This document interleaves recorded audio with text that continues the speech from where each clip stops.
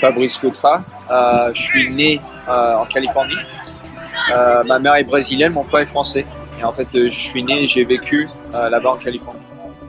À l'âge de 13 ans à 14 ans, j'ai commencé à jouer le plus haut niveau en Amérique en termes de club. Ça s'appelait Premier Development, Premier League. C'est la première division pour les jeunes. J'ai joué jusqu'à l'âge de 18 ans, un niveau assez le plus haut en Californie.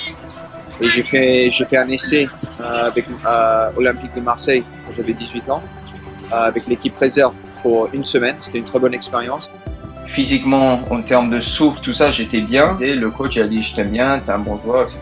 Mais physiquement, en termes de puissance, tout ça, tu manquais un peu.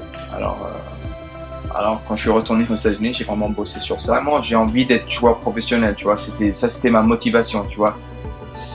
Le but de ma vie, c'était de devenir pro et je serais complet en tant qu'homme, tu vois. Si j'atteins ce but et à l'âge de 20 ans, j'étais à l'université, une bourse payée, j'ai quitté l'université, j'ai tout quitté, j'ai quitté mon boulot, j'ai quitté l'université, j'ai quitté ma copine à l'époque, j'ai quitté le football, tout ça, et je suis venu en France pour un rêve, pour réussir un rêve. Et ce rêve, c'était de devenir joueur professionnel.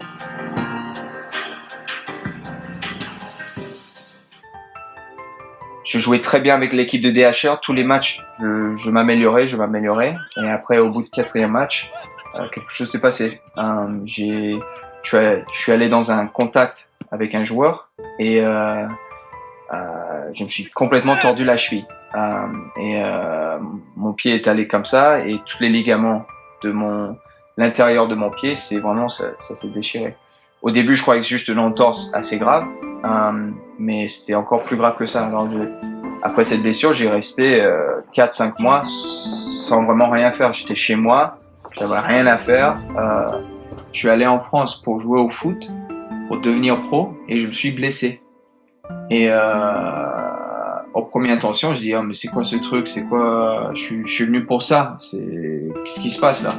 Mais après l'année où j'ai passé, où oui, j'avais des grands temps de dépression, il y avait des grands temps où j'étais vraiment ancré en Dieu, et en fait il m'a complètement changé mon identité, complètement changé de ce que je mettais ma foi dedans.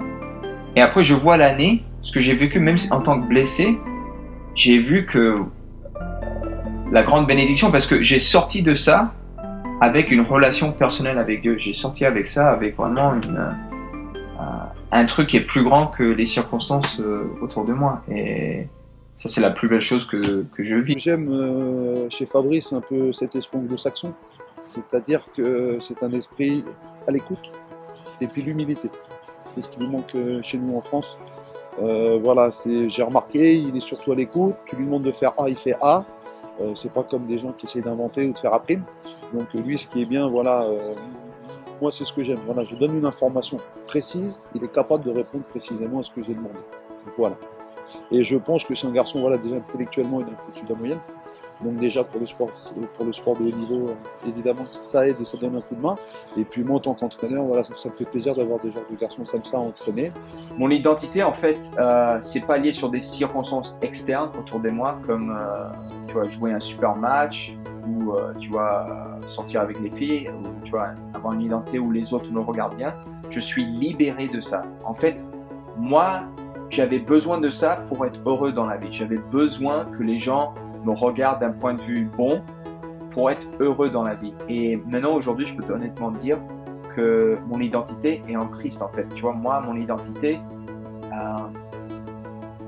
c'est lié à lui et ma relation avec lui, en fait. C'est pas sur des choses externes, tu vois. Moi, je suis chrétien qui joue au football. Moi, je suis un chrétien, tu vois, qui travaille, qui est prof d'anglais, tu vois. Voilà, ça, c'est mon premier identité. Et c'est une chose qui peut pas être prise de moi.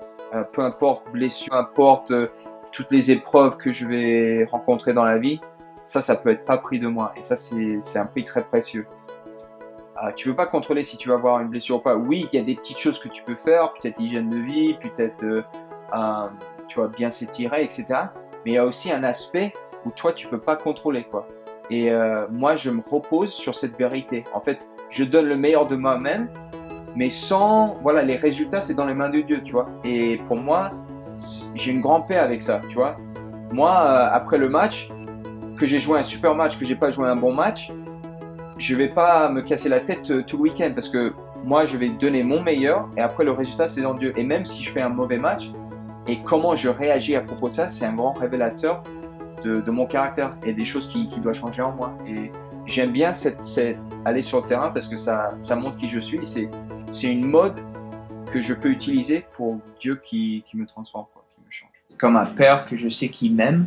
Il veut le meilleur pour moi. Moi, je vis dans cette réalité. Je ne crains pas du tout. Je sais que j'ai vu toutes les épreuves que j'ai vécues, comment ça s'est transformé en des choses bonnes. Je trouve vraiment une grande bénédiction. Je suis vraiment heureux que cette épreuve m'est arrivée parce que cette épreuve m'a conduit vers Dieu.